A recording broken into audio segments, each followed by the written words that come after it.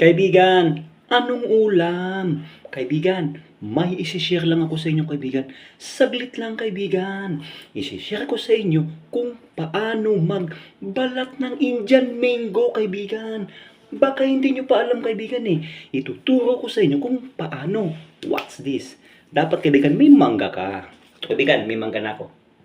Ito kaibigan. Ganito lang kaibigan magbalat ng mangga. Panoorin nyo lang kaibigan.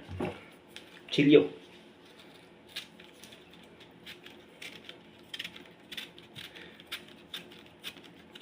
Dapat kaibigan, maingat kayo kaibigan kasi baka masugatan kayo. Ganyan lang kaibigan, kadali kaibigan. No?